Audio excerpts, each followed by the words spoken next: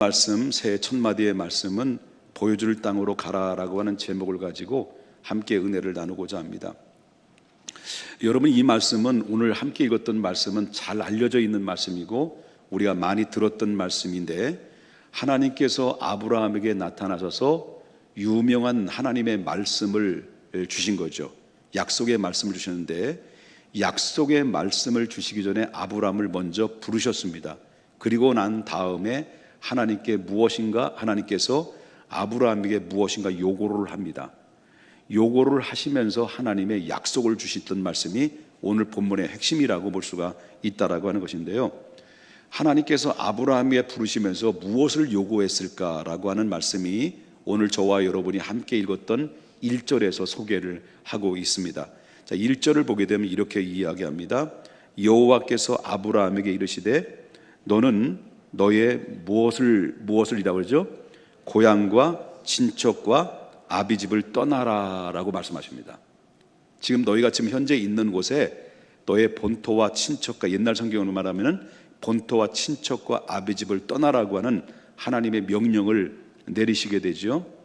자, 하나님께서 아브라함에게 너는 고향과 친척과 아비집을 떠나라 라고 이렇게 하신 이유가 뭘까라고 하는 것을 우리 한번 생각해 볼 필요성이 있다라고 하는 것입니다. 하나님이 너희가 머물고 있는 땅, 너희가 고향과 친척과 아비집을 떠나라는 이유는 한마디로 딱 말한다고 한다면 너의 과거의 잘못된 가치관이나 그리고 지금까지 얽매였던 모든 잘못된 것들로부터 툴툴 털어버리고 떠나가라는 얘기입니다. 그리할 때 너에게 빛이 있고 너의 광명이 보여지고 너의 미래가 보여지지, 모든 과거에 묶여버리면 앞으로 있어야 될 너의 광명한 빛은 너하고는 상관이 없는 사람으로서 이 저평가를 받게 될 것이다 라고 하는 메시지를 하고 있다라고 하는 것입니다. 자, 그러면 바로 하나님이 너의 고향과 친척과 아비집을 떠나라고 하는 이 말씀을 조금 더 구체적으로 이해하기 위해서는 창세기 그 전장의 11장에 보게 되면 그 말씀에 대한 정확한 해석이 나오는 이야기가 나오는데요, 창세기 11장에 보게 되면 그 아브라함의 아버지 데라에 대한 족보가 나와요. 근데 이 아버지 데라는 11장에서 언급한 바와 같이 바로 셈족, 다시 말한다면 노아의 아들이 세 아들이 있었거든요.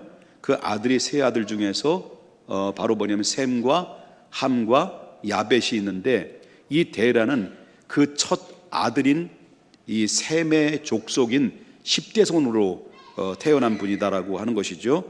그런데 이 아브라함이 이제 이 데라는 세 아들을 낳았어요. 세 아들을 낳는데 큰 아들이 아브람이고 두 번째는 나홀이고 세 번째는 하란이라는 세 아들을 낳았습니다. 그런데 이 데라의 가정에 근데 이렇게 살다가 어느 날 갑자기 아주 큰 사건이 하나 터지게 돼요. 그 사건이 바로 뭐냐면 그 삼형제 중에서 아브람과 나홀과 그 다음에 하란이라는 이 막내 아들이 속된 말로 꼴통이었습니다. 아버지 그렇게 속을 끓이게 되고 힘들게 만들었던 사람인데, 그 막내 아들 하란이 바깥에 나가가지고 어떤 여자하고 연분이 돼가지고 어떻게 그렇게 거시기 해가지고 피덩이 아들을 나가지고 그 아들을 데려온 거예요.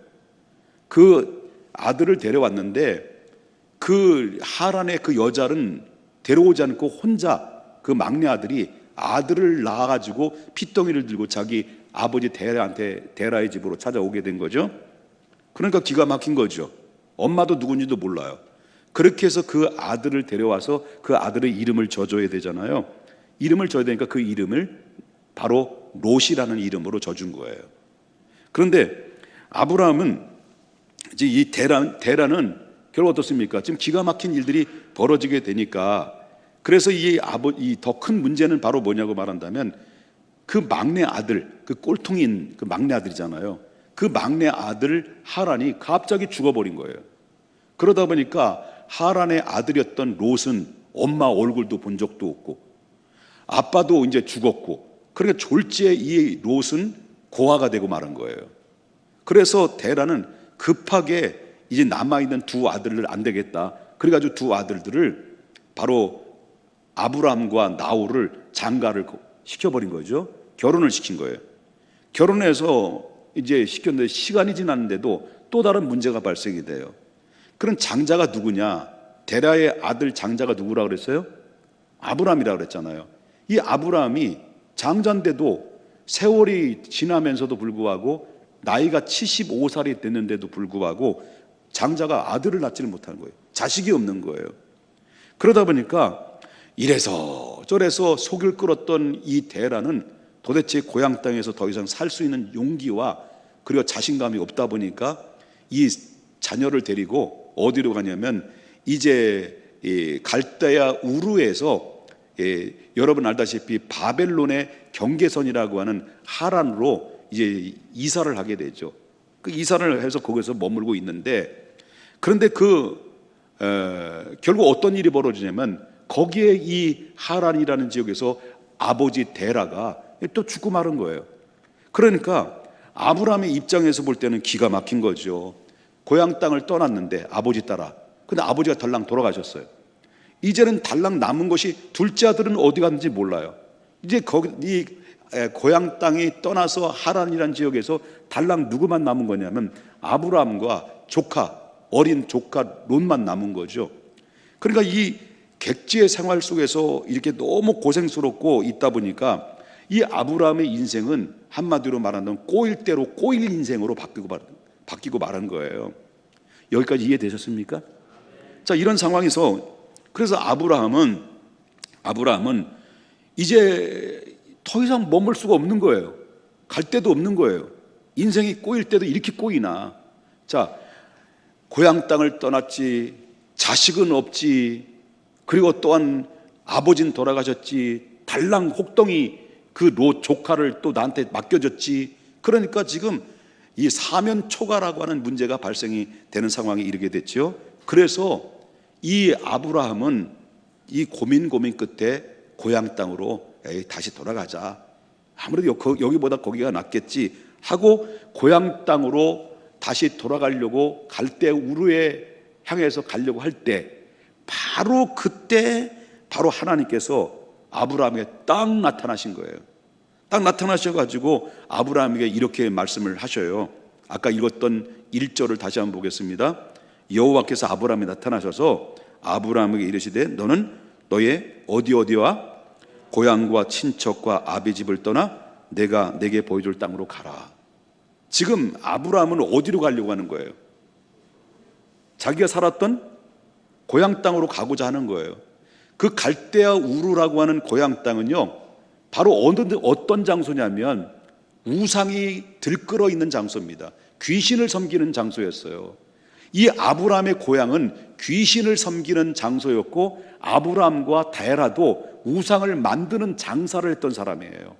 그래서 그것을 바로 이 하란이라는 지역에서 다시 아브라함은 이 갈대 우르의 본토라고는 고향 땅으로 다시 돌아가려고 할 때 하나님께서 그 자리에 딱 나타나셔서 하신 말씀이 바로 뭐냐? 너는 친척과 아비 집을, 다시 말한다면 너는 고향과 친척과 아비 집을 떠나라. 그럼 아브라함 집은 어디로 가려는 거예요? 고향으로 가려고 하는 거예요. 근데 하나님은 어디로 가라는 거예요? 고향으로 가지 말라고 하는 거예요. 거기를 떠나라고 하는 거예요. 그래서 하나님이 바로 아브라함을 제3의 장소로 떠나라고 하는 말씀을 하고 있다라고 하는 것입니다. 그래서 너는 고향과 친척과 아비 집을 떠나라고 하는 것은 지금 현재 살고 있는 곳을 떠나라는 것이 아니라 지금 아브라함이 고향으로 가려고 하는 그 땅을 가지 말고 내가 제3의 지시하는 땅으로 가라고 하는 그 말씀을 이 아브라함에게 지금 하고 있다라고 하는 것입니다. 그렇다면 떠나라고 하는 이 장소가 도대체 어디냐는 겁니다. 떠나긴 떠나야 되는데 제3의 장소가 어디냐라고 하는 것입니다. 그 1절에 보니까, 하반절에 보니까 어디라고 얘기해요? 내가 내게 보여줄 땅으로 가라. 이렇게 아브라함에게 약속을 하고 있어요. 그런데 여기서 하나님께서 내가 내게 보여줄 땅으로 가라고만 했지 어떤 장소로 가라, 어떤 지명된 장소로 가라고 하나님은 언급하지 않으셨다라고 하는 것입니다. 일단 떠나면 정확한 목적지가 있어야 되잖아요. 하나님이 넌 이곳으로 가라 라는 지형적 어떤 목적지가 있어야 되는데 하나님은 그런 이야기를 하지 않고 무조건 떠나라고 하는 겁니다. 그래서 떠나라고 하니까 또 아브라함은 떠나는 게 또 뭐예요? 아브라함은 그 말씀을 듣고 떠났다라고 하는 거예요. 그때 상황에 대해서 히브리서 기자는 아브라함의 그때 떠날 그 당시에 어떤 마음으로 떠났느냐라는 이야기를 히브리서 기자는 이렇게 얘기합니다. 히브리서 11장 8절에 보겠습니다. 믿음으로 아브라함은 부르심을 받았을 때 순종하였다면서요. 순종하여 장래 유업을 받을 땅에 나갈새. 그 다음에 뭐라고 그랬습니까? 갈 바를 알지 못하고 나갔다는 거예요. 하나님이 정확한 지정된 장소를 알려주지 않았는데 떠나라고 하니까 그냥 떠난 거예요. 근데 아브라함은 갈 바를 알지 못했어요. 근데 하나님이 떠나라고 하니까 믿음으로 갈 바를 알지 못했지만 말씀을 따라서 그 현장에서 떠났다는 이야기를 오늘 히브리서 기자는 이야기하고 있어요. 그럼 이 아브라함이 갈 바를 알지 못했으니 무작정 뭘 믿고 따랐다는 거예요? 믿을 게 뭐 있다는 거예요? 하나님의 말씀을 따라갔던 거예요. 하나님의 말씀을 믿고 그 말씀을 듣고 난 이후에 발걸음을 옮겼다라고 하는 그런 이야기를 하고 있습니다. 근데 그 발걸음을 옮겼던 첫 번째 장소가 어디냐? 6절에서 이렇게 이야기합니다. 아브라함은 그 땅을 지나 어디라고 그랬어요? 세겜 땅 모래 상수리 나무에 그 현장에 첫 번째 도착한 장소가 세겜 땅 상수리 나무 밑으로 도착을 한 거예요. 자, 그렇다면 아브라함이 왜 세겜 땅으로 갔을까? 믿음으로 갈 바를 알지 못했지만 그냥 마음이 갖는 대로 감동이 되는 대로 하나님의 말씀 따라 무작정 떠났는데 거기 도착한 곳이 세겜이에요. 그럼 세겜에 왜 글로 갔을까? 아브라함이 그 세겜 땅이라고 하는 것은 전통적으로 하나님을 섬기는 제단이 있는 곳이에요. 그래서 아브라함은 생각하기를 일단은 하나님의 예비해 두신 성소로 떠나자. 그래가지고 그 방향을 돌렸습니다. 그리고 거기에서 무엇인가 내가 하나님의 성소가 있는 세겜 땅으로 가다 보면 거기서 하나님이 무엇인가 내게 말씀을 해 주시겠지라고 해서 그래서 그 발걸음을 과감하게 옮겨서 세겜 땅으로 옮기게 된 거예요. 근데 역시 정말로 그 생각에 맞아 떨어진 거예요. 그때 세겜 땅으로 도착하자마자 어떤 일이 벌어지느냐? 하나님이 딱 나타나신 거예요. 하나님이 딱 나타나셔서 하나님이 아브라함에게 뭐라고 말씀하시느냐? 여기 7절에서 언급을 하죠. 창세기 12장 7절, 여호와께서 아브라함에게 어땠다는 거예요? 나타나셨다는 거예요. 어디에 도착해서? 세겜 땅으로 도착할 때, 그때 도착하자마자 하나님이 아브라함에게 나타나셔서 뭐라고 말씀하십니까? 내가 이 땅에 누구에게 준다는 거예요? 내 자손에게 주리라. 지금 아브라함은 자식이 있어요, 없어요? 없어요. 75살이 됐는데도 자식이 없는 상태예요. 근데 지금 자식을 낳을 수 있는 가능성도 희박해. 그런데도 불구하고 하나님이 이 세겜 땅 상수리 나무에 도착하자마자 하나님이 딱 나타나셔서, 그래서 하나님이 약속하신 것은 바로 너희 이 자리가 너희 자손들에게 주는 땅이 될 것이다라고 약속을 하셨다라고 하는 거죠.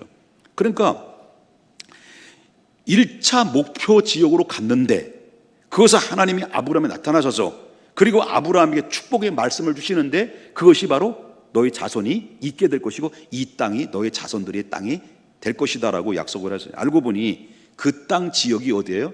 가나안에 근접한 지역이었다는 것을 알 수가 있었다라고 하는 겁니다. 그 응답을 받았어요. 그리고 나서 결심을 하죠. 아브라함이 결심을 해서 그 다음에 1차로 세겜 땅으로 가고 또 옮겨 나가는데, 이 아브라함은 2차 목적지를 정하게 됩니다. 2차 목적지로 어디로 가게 되느냐? 바로 두 번째 목적지가 바로 하나님을 섬길 수 있는 성소를 향해 또 나갑니다. 세겜 땅도 하나님이 전통적으로 하나님의 성소가 있는 곳으로 아브라함이 갔고, 또 2차의 발걸음으로 가는 목적지도 하나님을 섬길 수 있는 성소를 향해 가는데, 그것이 두 번째 도착했던 목적지의 장소가 어디냐고 말한다면 8절에서 언급을 합니다. 자, 거기서 베델 어디로요? 동쪽 산으로 옮겨 장막을 치니 서쪽은 베델이요 동쪽은 아이라. 그가 그곳에서 여호와께 제단을 쌓고 여호와 이름을 부르더니 점점 남방으로 이제 옮겨 갔더라. 세겜에서 어디로? 베델 동편으로. 베델 동편 점점 남방으로 옮겨가는데, 베델이라고 하는 지역은 세겜과 동일하게 마찬가지로 전통적으로 하나님을 섬기는 장소로 바로 뭐냐면 찾아갔다라고 하는 거예요. 요즘 말로 말한다면 바로 뭐냐면 힘들고 어렵고 역경이 많아도 어디에 중심으로 왔다는 거예요? 성소의 중심, 하나님이 계시는 성소의 중심으로 이 아브라함은 자기의 본능적으로 그 길을 따라갔다는 것이고 찾아갔다라고 하는 것을 이야기할 수가 있다는 겁니다. 그렇다면 이런 질문이 나오겠죠. 아니, 하나님의 성소만 따라가면 손해만 있는 거 아니냐? 아니, 그렇게 좋고 이렇게 정말 모든 좋은 것을 다 내버려 두고 왜 힘든 길로만 너희가 가려고 하느냐라고 이런 질문이 나올 수 있겠죠. 예를 들면 오늘날 교회 다니는 사람들을 예수님 믿지 않는 사람들을 어떻게 봅니까? 앞뒤가 꽉 막히고 고리타분하고 고지식하고 멋대가리 없고 뭐 이런 사람들로 평가를 하잖아요, 우리를. 그럼 여러분들은 앞뒤가 꽉 막혔나요? 좌우 한번 보세요. 있나? 보이나 안 보이나? 다 보이죠? 안 막혔지? 예? 그래서 사람들은, 우리 믿는 사람들을 고리타분하고 저렇게 재미없이 참아하시자 하면서 마시고 놀고 춤추고 이런 쾌락도 못 누려보고 저렇게 왜 궁상 떨고 왜 저들인 교회를 다니고 신앙생활 하느냐, 이렇게 이야기했는지 모르죠. 여러분, 그럼에도 불구하고요, 아브라함이 이런 어렵지만 고난이 있을 수 있지만 바로 하나님이 명령하고 하나님이 지시하는 땅으로 가게 됐던 이면에는 아브라함에게는 하나님에게 무언가 확실한 응답을 받고 갔기 때문인 거예요. 그 확실한 응답이 뭘까요? 바로 2절에서 언급을 하죠. 하나님이 부르셔서 무슨 말씀을 하셨는지 2절을 보겠습니다. 내가 너로 뭐 한다는 거예요? 큰 민족을 이루고 또 뭐 주신다는 거예요? 내게 복을 주어 그 다음에 뭐예요? 내 이름을 창대케 하리니 너는 복이 될 것이다.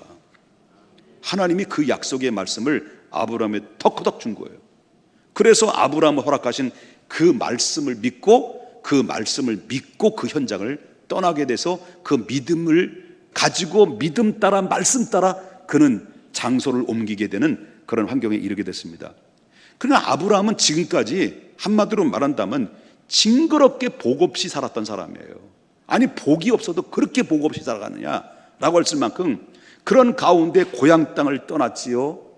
거기에 고향 땅에 객지 생활하다 보니까 결국 어떻습니까? 결국 아버지도 돌아가시고 자기 자식도 나이가 75살이 됐는데도 자식도 없지요. 또 자식이 없는 데다가 혹이 달라붙어 있죠. 혹이 달라붙은 사람이 누구예요? 바로 자기 막내 동생 아들인 이 어린 동생, 어린 그 조카를 데리고 다녀야 되는 상황에서 징그럽게 뭐가 찢어지도록 가난한다다가 목에다 풀칠할 만큼 풀칠도조차도 할 수 없는 상황 속에서 이렇게 복도 없어도 그렇게 복이 없느냐라고 할 만큼 복이 없는 불행한 사람이었는데, 그런데 하나님께서 갑자기 아브라함 탁 나타나셔서 뭘 약속했어요? 뭘 약속하시느냐? 너희가 너로 큰 민족을 이루게 되고 너로 인해서 그리고 내 이름이 창대게 될 것이고 그것뿐만 아니라 너는 복이 될 것이다, 복의 근원이 될 것이다 라고 바로 뭐냐면 화끈한 정말 하나님의 복을 주시겠다라고 하는 선포를 아브라함이 들은 거예요. 아브라함이 그 말씀을 들으니까 얼마나 희망의 소식이겠습니까? 하나님, 천지를 지으신 하나님이, 만복의 근원이신 하나님이 자기같이 지질이 궁상 떨고 그리고 불행하고 그리고 복도 지질이 없는 이 아브라함에게 나타나셔서 하나님이 내가 너로 큰 민족을 이루게 될 것이고 그리고 내 이름이 창대케 될 것이고 그리고 너는 복이 될 것이다라는 이 말씀을 들으니 여러분, 화끈한 하나님의 복되는 말씀을 듣고 있을 때 어떻습니까?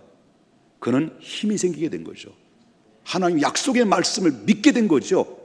그런데 하나님이 그 말씀을 믿고 그 말씀을 약속을 하시기 전에 전제 조건을 두 가지를 주셨어요. 아브라함에 너희 복 받고 싶냐?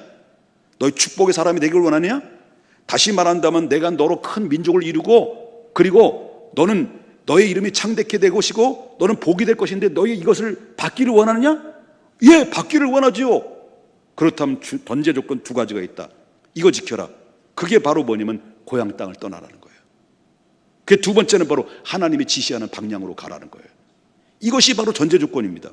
그리고 아브라함은 그럴 때 그렇게 너의 전제 조건이 채워질 때 너는 이 약속의 말씀을 따라서 너는 큰 민족을 이룰 것이고 너는 너의 이름이 창대케 될 것이고 너는 복의 근원이 될 것이다라는 이것이 너에게 임하게 될 것이다라는 이야기의 약속을 해주셨다라고 하는 거죠.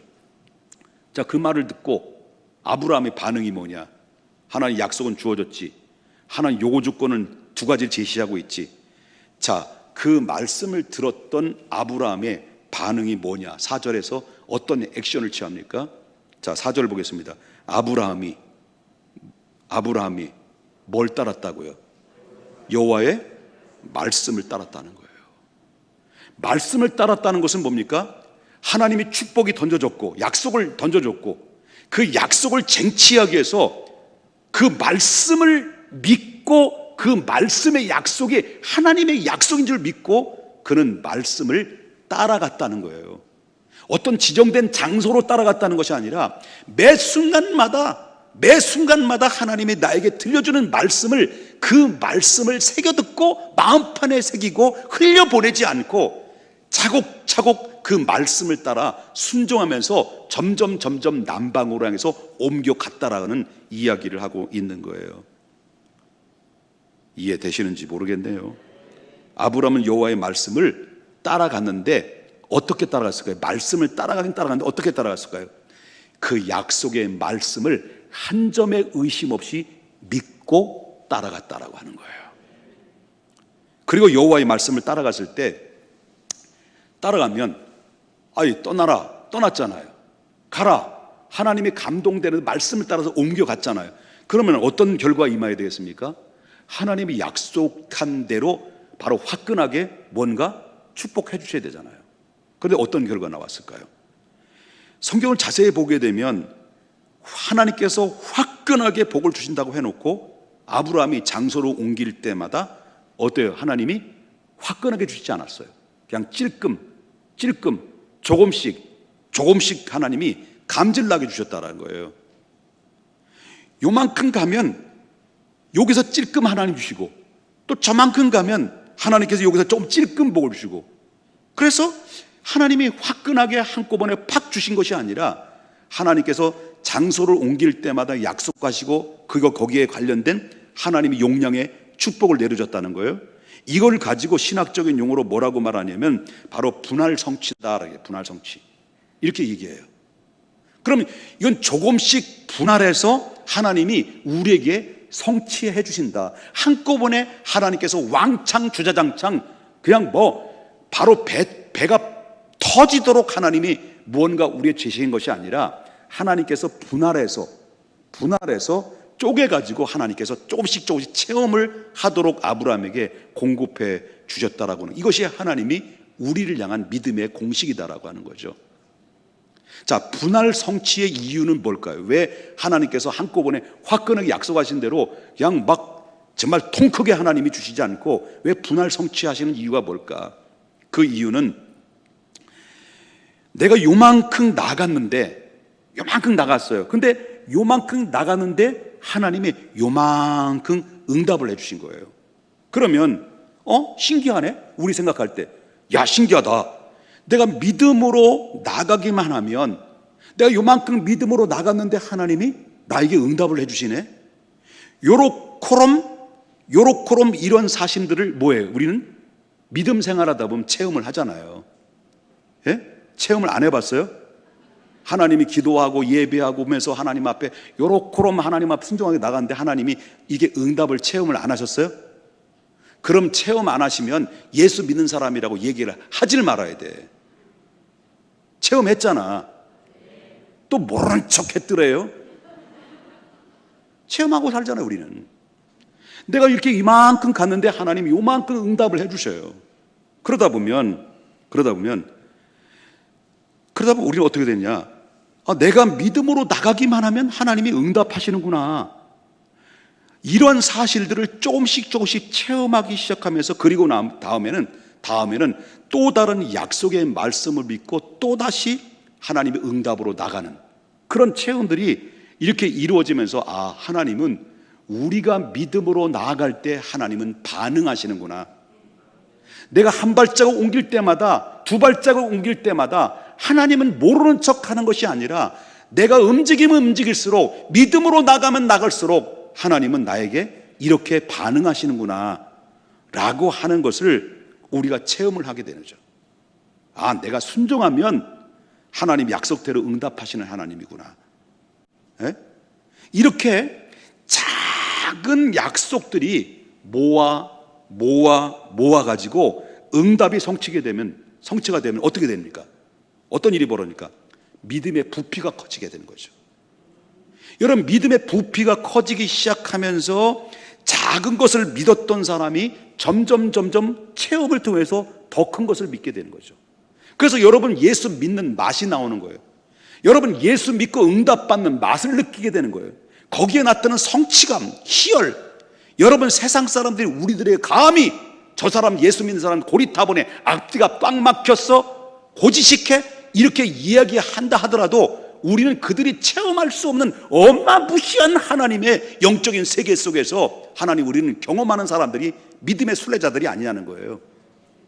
여러분, 이렇게 조금씩 쪼개지는 분할의 응답과 분할의 체험을 통해서 모아지게 되다 보면 바로 어떻게 됐습니까? 작은 것이 점점 그 부피가 커지면서, 믿음의 부피가 커지면서 여러분, 더 큰 것들을 믿어지게 되는 역사입니다.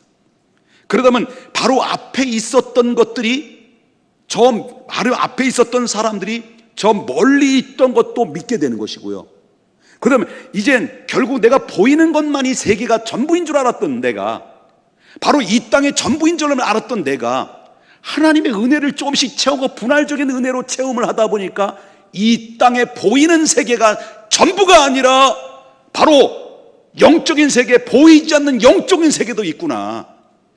그리고 또한 이 땅의 전부가 아니라 바로 이 땅 저 죽음 너머 위에 우리가 알지 못했던 어마무시한 하나님의 준비해 놓은 하나님의 나라가 있구나.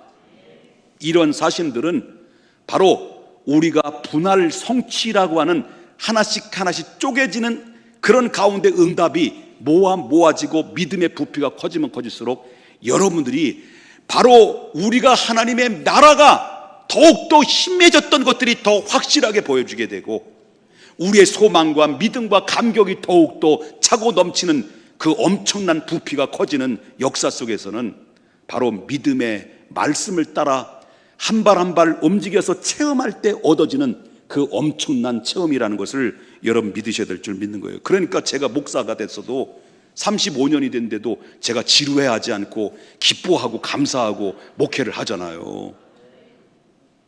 제가 행복해 보이지 않아요? 불행해 보여요? 행복해 보이시죠? 참 억지로 대답을 끌어내기도 참 힘드네요.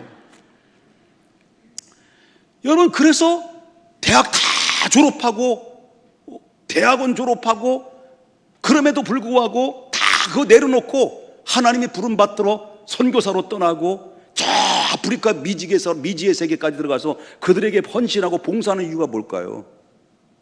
여러분, 그것은 하나님이 우리에게 주신 어마무시한 약속이 보장되기 때문에 그렇다. 자, 우리는 2022년도 새해를 맞이하게 됐습니다. 첫 번째 주일에 우리는 하나님 앞에 섰습니다. 하나님께 첫 번째 주일에 저와 여러분 하나님이 부르셨습니다. 부르신 데는 분명한 목적이 있겠죠. 그래서 여러분 로마서의 8장에 나오는 말씀 보면 5가지를 하나님 부르셨다 그랬잖아요. 말씀하셨잖아요. 첫 번째 뭐예요? 하나님 우리를 부르시고, 하나님이 제가 좀 성격이 급해요. 자, 첫 번째 하나님이 아시고, 아신 나를 정하시고, 정하신 나를 부르신 나를 의롭게 하시고 의롭게 하신 나를 영화롭게 했어요. 여러분, 우연인지는 알지만 우리 만남은 우연이 아니야. 여러분, 우리가 만남은 하나님이 여러분들을 통해서 만나게 하신 것은 우연이 아니라는 거예요. 하나님의 섭리로 부르신 거예요. 이 자리 여러분이 앉아있는 이 현장은 내가 우연히 온 거라고 생각하지 마세요. 하나님이 여러분들 사랑의 음성으로 여러분의 마음을 움직이고 여러분 발걸음을 자기 자신도 모르게 이 자리에 앉게 하신 것은 하나님의 거룩한 만지심과 거룩한 인도하심과 거룩한 사랑의 부름이었습니다. 사랑하는 나의 딸아, 사랑하는 나의 아들아, 수고하고 무거운 짐 다 내려놓으라. 내가 이제부터는 너를 쉬게 하리라. 이게 주님의 여러분들이 부르신 사랑의 사인이라고 하는 것을 믿으셔야 될 줄 믿습니다. 여러분, 이제 2022년도에 하나님이 여러분들 거룩한 목적으로 부르셨는데 하나님의 약속에 따라서 축복의 주인공이 되려고 한다면 반드시 아브라함처럼 전제 조건 두 가지가 있어야 된다는 거죠. 그게 바로 뭘까요? 예? 아브라함의 떠나기 전에 미리 얘기했네. 나 참. 하나님의 축복의 약속의 말씀을 전해 주시면서 약속을 주시면서 전제 조건이 뭐라는 거예요? 첫 번째 뭐 하라는 거예요? 떠나라요, 고향을. 미리 얘기해가지고 나 참. 떠나라는 거예요. 여러분, 그 떠나라는 게 뭘까요? 그럼 여러분들이 2022년대 축복의 주인공으로 하나님의 어마어마한 영적인 세계를 체험하고 이 땅의 세상에서 말로 형언할 수 없는 참된 기쁨과 평화를 회복하고 내 참된 자유함을 누리면서 두 날개로 비상할 비결이 어디 있습니까? 첫 번째는 떠나라는 거예요. 이거 해야 됩니다, 여러분. 2022년에 이 문제 풀어야 됩니다. 그 떠나야 된다는 말이 무엇입니까? 그것은 한마디로 딱 말한다고 하면 과거로부터 떠나라는 거예요. 과거. 지금까지 떠나지 않도록 그것을 떠나지 않는다고 한다면 하나님 약속하신 축복은 점점 멀어지게 되는 것이죠. 과거에 나를 붙들고 있었던 잘못된 가치관, 잘못된 습관, 그리고 잘못된 상처, 이루 말할 수 없는 자신감이 결여되어 있는 모든 자존감이 완전히 바닥을 치고 이 상처 속에 상처로 얼룩져 있는 이 우울감, 원망, 불평, 이 모든 세상을 비관적으로 생각하는 이런 모든 것들은 2022년도 하나님 약속의 말씀을 전혀 쟁취할 수 없도록 묶어버리는 올무가 된다라고 하는 것입니다. 그렇기 때문에 과거를 털어버려야 돼요. 지금까지 모든 살아왔던 모든 잘못된 가치관들을 전부 다 떠나보내고 그리고 하나님의 약속된 미래를 향해서 한 발 한 발 딛고 첫 발을 딛는 것이 오늘 이 순간이라는 것을 믿으셔야 됩니다. 여러분, 지금 떠나야 될 과거가 뭘까요? 하나님의 약속을 받고 약속에 따라서 우리가 가야 되는데 저와 여러분이 버려야 될 것이 뭐고 떠나야 될 것이 무엇인가? 아직도 거기서 떨쳐버리지 못하고 떠나지 못한다고 한다면 여러분, 결단코 하나님이 준비해 놓으신 약속은 점점 멀어지게 된다라고 하는 것입니다. 믿으시면 아멘 하십시다. 두 번째는 떠나라고 했습니다. 첫 번째 뭐라고요? 떠나라. 떠난다는 것을 뭘 떠난다는 거죠? 과거로부터 떠나라. 떠나라고 하니까 참 기가 막힌 일이 있어요. 설교를 떠나라고 했잖아. 그 떠나라고 하니까 은혜 받았다는 거예요, 나한테. 그래서 나는 이 교회를 떠나라는 것으로, 그래서 떠난 사람이 있다니까요. 아니, 목사님 설교 듣고 은혜 받았다는 거예요. 그래서 떠난다는 거예요. 떠나라는 은혜 받아가지고 떠나는 거예요.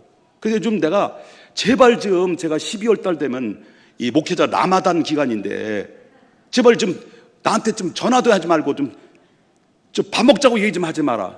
그렇게 얘기했는데도 불구하고 전화하고 또 밥 먹자고 또 이렇게 전화. 그래도 또 어떤 분들은 목사님 만나시죠? 나 또 지난주에 그런 말씀 하시더라고요. 성가대 어떤 모 집사님이 그러시는데 미웠어 정말. 농담입니다. 그래서 야 떠나자. 예? 멀리 멀리 갔더니 아니요.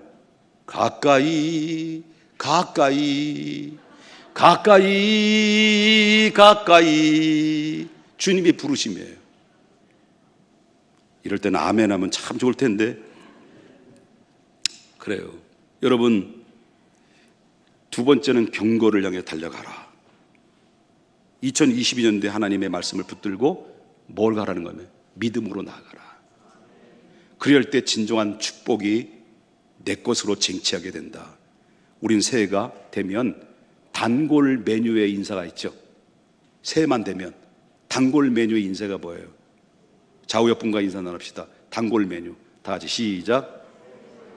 새해 복 많이 받으라. 여러분 새해 복 많이 받으시기 바랍니다. 정말 새해 복을 많이 받아야 됩니다. 그런데 사람들이 생각하는 복, 그것이 무엇이라고 생각합니까? 우리가 믿지 않는 사람들이 생각하는 복, 그 복이 어떤 복이라고 생각합니까? 여러분, 사람들이 생각하는 복은, 최고의 복은 무슨 복이라고 그럴까요? 내 동생 있잖아요. 옥복이 동생. 예? 내 이름이 김옥복이잖아요. 옥복이 동생 또 있잖아요. 오복. 사람들이 생각하는 최고의 복을 뭐로 봅니까? 오복을 봐. 오복. 내 동생 몰라? 내 동생 몰라? 옥복이 동생? 오복이? 자, 사람들이 말하는 오복이 뭐냐? 오래 사는 거예요. 이게 복이라는 거예요. 오래오래 사는 거예요. 그 다음에 물질적으로 풍요하는 거예요. 그 다음에 강령, 몸과 마음이 평안해지는 거예요. 그 다음에 덕을 많이 베푸고 사는 거예요. 그 다음에 고종명, 그것은 바로 뭐냐면 잘 죽는 거예요. 편안하게 어느 날 갑자기 죽는 거예요. 이 5가지를 사람들은 갈망하며 살아요. 목말라야 해요. 이게 채워지면 인생의 최고의 복이라고 생각합니다. 그런데 예수를 믿지 않는 다른 모든 사람들이 이 생각하는 건 다 공동적인 오복이에요. 내 동생 옥복이, 동생 오복이. 그런데 이 오복은, 옥복은 몰라도 이 오복은 모순이 있어요. 왜 모순이 있느냐? 첫 번째는 복의 수요자가 명백하지 않아요. 복의 수요자. 두 번째는 복을 받는 사람의 자격이 나와 있지 않아요. 어떤 사람 이런 복을 받다. 그 다음에 세 번째는 복을 받을 방법이 모호해요. 그래서 모순이 있는 거예요. 내 동생 오복이가. 사람들은 복을 받기 위해서는 무엇을 합니까? 지금 오늘날 사람들은 복을 받기 위해서 무엇을 하고 있느냐? 창세기에 나오는 말씀을 상세하게 나오는데 바벨탑을 쌓는 거예요. 이걸 복을 받기 위해서 바벨탑을 쌓거든요. 근데 바벨탑을 세우려는 사람들은 그들의 마음은 어떤 마음으로 세울까요? 자, 어마어마한 평지에 그 대평원에 흩어져 있는 모든 사람들이 우리끼리 모여서 우리끼리 먹고 우리끼리 잘 살고 우리끼리 누리면서 살아가자, 우리끼리라고 하는 근본적인 본질적인 문제를 놓고 바로 그들은 바벨탑을 높이 쌓은 거 아닙니까? 바로 인간들이, 이게 바로 뭐냐면 오늘날 금융 세력들이 하는 짓거리래요. 여러분 보면 이게 음모론일 수 있어요. 음모론. 제가 말하는 지금 이 순간만큼 음모론이라고 생각하세요. 성경적이 아니다. 지금 보세요. 지금 우리 이 전 세계에서 이루어지고 있는 코로나라는 일구가 바로 자동적으로 발생된지 누가 코로나를 번져서 했는지는 잘 몰라요. 이 음모론이니까 나 모르는 거예요. 그 뉘앙스를 보게 되면 어쨌든 바로 뭐냐면 우리가 지금 현재에 우리가 지금 체험하고 있는 것은 바로 뭐냐면 백신이 나왔잖아. 백신이 어마무시하게 팔렸어요. 4가지 기업에서.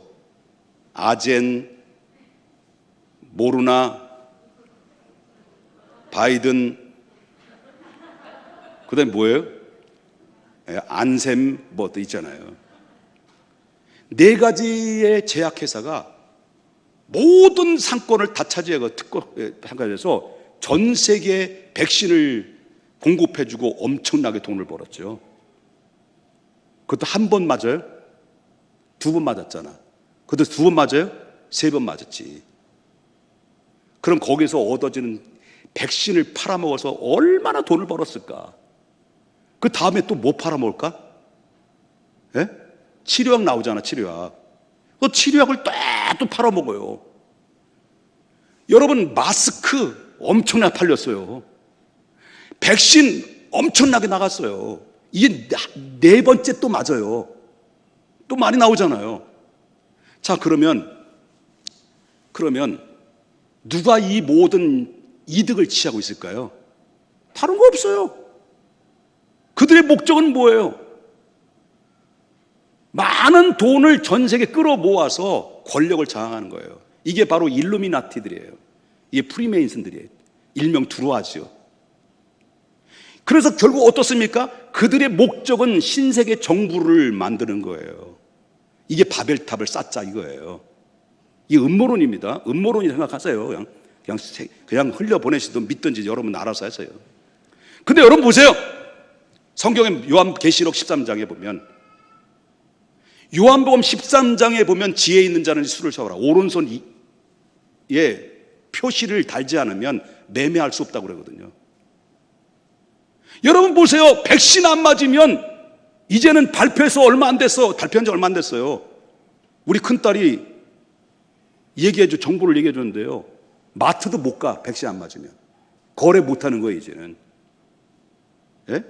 요한계시록의 13장에 나오는 말씀과 그것이 음모론이든 성경적이든 그거는 상관없이 지금 흐르고 있는 것이, 그래서 결국 어떻습니까? 그들이 약을 팔아먹고 치료자를 팔아먹고 엄청난 경제적인 금융의 이득을 취해서 가난한 사람 볼 곳 없어요. 이 사람들 우리 생각합니까? 서민들? 피도 눈물도 없는 거예요, 이게. 이런 시대를 우리가 걷고 있는 거예요, 지금. 어쩌면 성경이 말씀한 대로 가고 있는지. 여러분, 이게 바로 오늘날 하나님을 배제하고 우리끼리 모아서 우리끼리 능력으로 우리끼리 돈을 쟁취해서 우리끼리의 세계를 만들자. 이게 바로 우리가 보이지 않는 금융 세력들입니다. 이거 아셔야 돼요.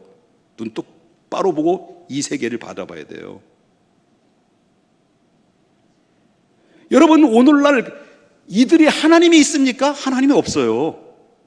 우리의 손으로 바벨탑을 세우면 이 복된 삶이다라고 그들은 생각하고 우리의 모든 주권은 우리에게 있다. 엘짤 없어요. 서민들 엘짤 없어요. 안 봐요. 그러니 우리는 뭡니까? 소상공인이 나가시오, 세상 말로 나가리가 돼버린 거죠. 이런 일들이, 부도가, 여러분 평택 소사벌 보세요. 임대 나 좀 말려줘요. 임대 한 바퀴 돌겠나? 한 바퀴 돌겠어. 임대. 화가 나요. 영적으로 조금만 깨어나시면 지금 이 상황이 어떤 상황인가를 알 수 있어요. 거래가 안 돼요. 못 들어가. 백신 안 맞으면 식당도 못 들어가잖아. 이게 바로 뭐냐면 하나님을 제껴두고 우리들끼리 우리들의 세계, 우리들의 신세계 정부를 만들자. 그리고 우리를 노예화시키는 거예요. 이게 그레이트 리셋이라는 얘기예요. 앞으로 보세요. 앞으로 보면 어떤 일이 벌어지냐. 기본소득제 가는 거예요. 기본소득제 가면 보여요. 독재예요, 독재. 통제 속에 있는 거예요. 저는 모르겠습니다. 난 반드시 독재, 기본소득, 그레이트 리셋, 그 시대에 올 것이다라고 난 믿으면 안 되지만 생각하고 있는 거예요. 온다.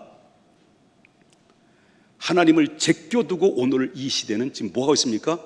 미친 금융 세력들은 우리들끼리 바벨탑을 쌓는 거예요.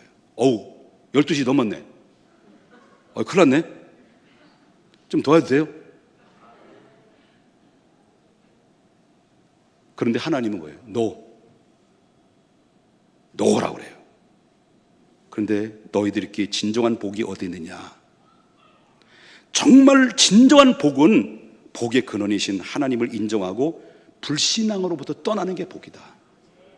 그리고 하나님을 지시하는 그 길로 가는 것이다. 그 길을 따라갈 때 참된 복이 있다. 하나님 그 얘기하는 거예요. 그럼에도 불구하고 우리는 주님이 걸어갔던 길을 따라가야 되는 거예요. 그런데 여러분, 말씀을 믿고 따라가다 보면 막연하지요. 복은 준다고 했는데 어떤 방법으로 준다고 하는 거예요. 하지만 그 말씀을 따라가다 보면 어느덧 하나씩, 아까도 말했 분할 성취, 하나씩 성취하는 과정을 느끼게 될 것이고, 그리고 성취해가 모든 과정이 모아지게 되면 우리에게 더 큰 미래가 바라보게 되고 더 큰 축복의 사람이 된다는 것을 믿으셔야 될 줄 믿는 거예요. 이만큼 남아있는데, 설교할 자리가 이만큼 남아있는데 마음은 급하고 참 공동의회는데, 우리 다음에 공동회의 하십시다. 그냥. 여러분, 새해가 소망이 밝아왔어요. 그런데 이 소망의 근거는 뭘까요? 돈일까요? 여러분, 건강일까요? 사람들이 믿고 있는 자식들일까요? 여러분, 돈이 전부라고 생각하신다, 판단을 그렇게 생각하지 마십시다. 돈이 전부라고 한다면, 돈이 복의 근원이라고 한다고 한다면 오늘날 전 세계의 경제가 왜 이렇게 바닥을 치고 있습니까? 그것은 바로 돈만 믿고 살아가는 것이 아니다라는 것을 얘기하는 거예요. 오늘 사람들은 왜 건강에 휘청거리고 있는 이유가 뭘까요? 사람들이 어느 날 건강한 사람이 갑자기 건강에 휘청거리고 어느 날 문제가 발생돼서 지금 신음하고 있는 이유가 뭘까요? 건강도 믿을 게 못하다는 얘기예요. 여러분, 자식들이 왜 이렇게, 그 부모의 입장에서 볼 때 자식들이 왜 실망스러울까요? 그 이유는 바로 뭐냐면 자식은 의지할 대상이 아니기 때문에 그렇다는 거예요. 여러분, 옛날 어른들이 옛날 영원히 변치 않는 자연에다가 자기 안정을 구하고 그리고 기대를 했습니다. 그래서 나온 이 신령이 어떤 신령이들이에요? 산신령들을 믿었잖아요. 그런데 오늘날 보십시오. 그렇게 자연에 대한 의지하고 자연이 우리를 보호해 줄 것 같지만은, 그러나 우리 자연들이 지금 우리를 향해서 어떻게 하고 있습니까? 지구온난화 때문에 결국 지진, 해일, 갑자기 폭설, 이렇게 해서 수많은 사람들이 오히려 자연이 인간을 공격하고 있지 않냐는 거예요. 무엇을 말하느냐? 제가 말하고 싶은 것은 뭐냐? 그 말하고 싶은 이유는 뭐냐? 라고 할 때 설교가 길어도 계속 들으라는 얘기예요. 세상에 아무것도 없는 것을 믿을 것이 없다라고 하는 것이 사람들이 얘기하는 겁니다. 오늘날 믿고 살 것이 어디 있습니까? 돈입니까? 아니면 자식입니까? 아니면 건강일까요? 아닙니다. 천지는 변해도요, 영원히 변하지 않는 하나님의 말씀을 믿어야 되는 거예요. 시편 102편 26절부터 27절에 빨리 읽겠습니다. 천지는 없어지지만 주는 영존하시겠고 그것들은 다 옷같이 나르리니 의복과 같이 바꾸시면 바꾸려니와 주는 뭐예요? 한결같으시고 주의 연대는 뭐예요? 무궁하시다. 마태복음 24장 35절에 예수님이 말씀하십니다. 천지는 없어질진정 내 말은 없어지지 않는다. 그럼 뭘 의지하고 살아야 돼요? 우리가 누굴 믿고 살아야 돼요? 천지를 지신 하나님을 믿고 살아야 되는 거예요. 그래야 진정한 복이 있는 겁니다. 세상 사람들이 자 떠나자 동해 바다로 산들 하면서 먹고 마시고 죽여. 이게 복이에요? 아니에요. 영원히 변치 않는 하나님의 말씀을 따라갈 때 세상 사람들이 맛볼 수 없는 어마무시한 영적인 세계에 들어갈 때마다 거기 얻어지는 희열이, 감격이. 그래서 여러분 얼굴 옆에 있는 사람 보세요. 얼굴 찡기는 사람 있어요? 두 사람 있지? 보세요. 얼굴 다 평안해 보이고 다 기뻐하잖아요. 제 얼굴 보세요. 얼굴 얼마나 달덩어리 같아요. 살쪄서 그래, 살쪄서. 기도합시다. 거룩하신